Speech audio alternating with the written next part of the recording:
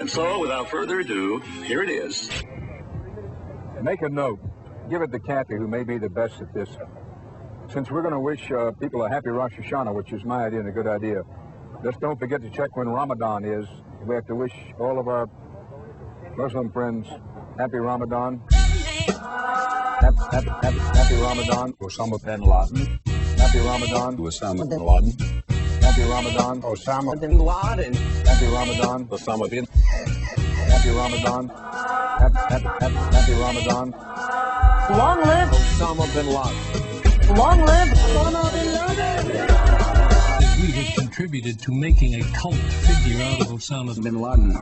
The Osama bin Laden, His stated goal. wants to destroy America. At least he said it to me. That's what I say to the American people. We've never seen this kind of evil before. They can't stand free. The evildoers, they can't stand free. Taliban, they can't stand free. The fanatics. They can't stand free. They hate what America stands for. Freedom and democracy. Freedom and democracy.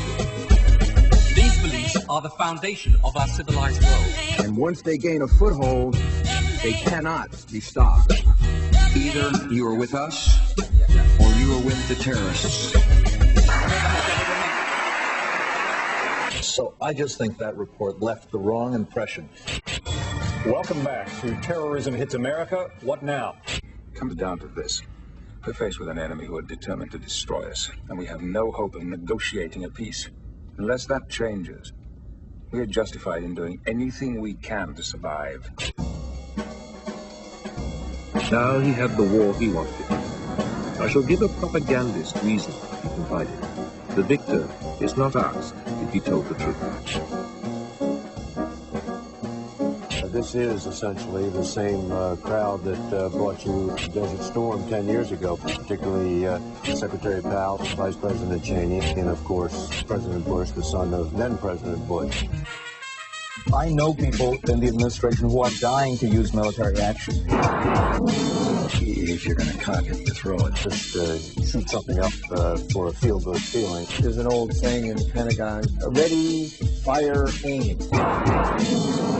An errant piece of ordnance. Getting it a little mixed up. But we cannot allow any other country to tell us what we can do. It is action alone that counts. Above all, though, we're going to have to strengthen our own response. We have air power, we have naval power. We want to be free to do what we want to do.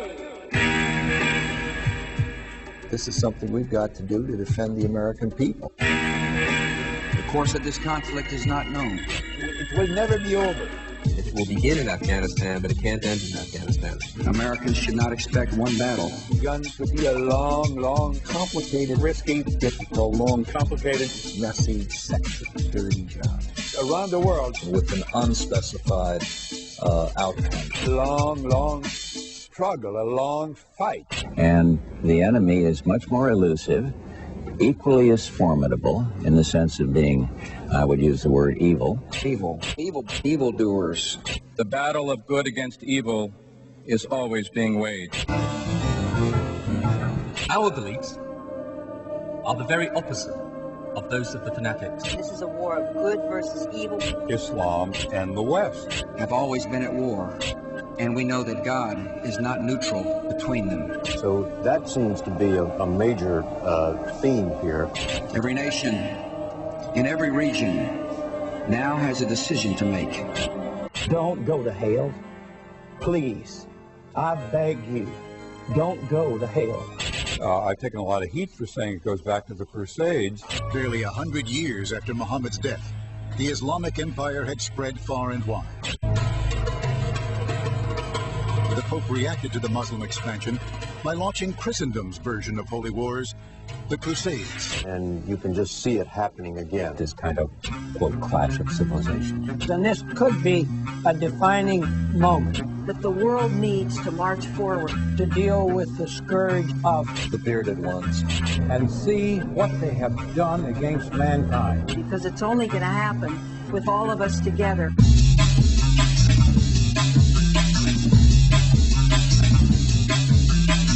The message to Muslim nations and moderate Arabs, Pakistan also, is we hold our beliefs every bit as strongly as they hold theirs. And now is the time to show it.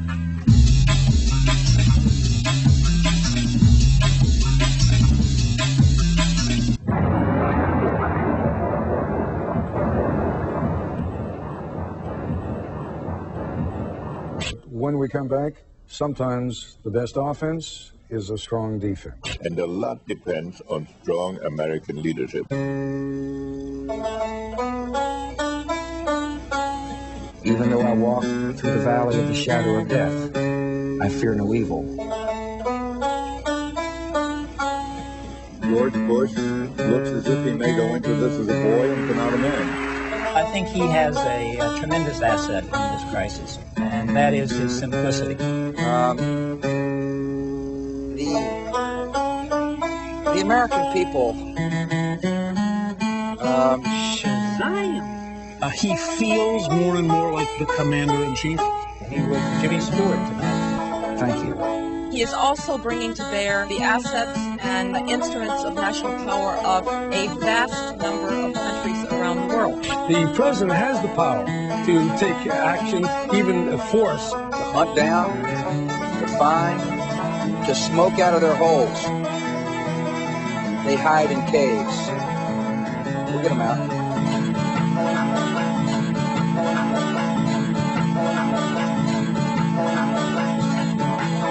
Stop it.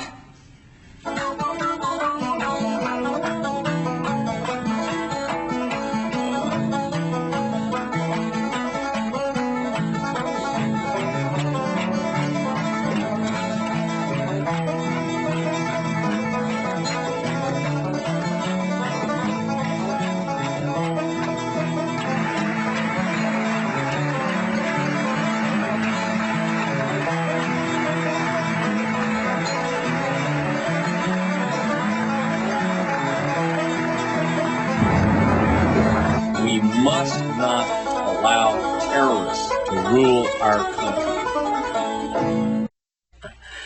And now, Musketeers, here's something we want you always to remember. Almost all religions preach that love is the supreme virtue, and a few spiritual teachers, perceiving that we are all gifted at loving what pleases us, teach that the highest, the most edifying forms, which might ultimately save the world, involve our regard for those it is difficult to love, some of whom are our enemies.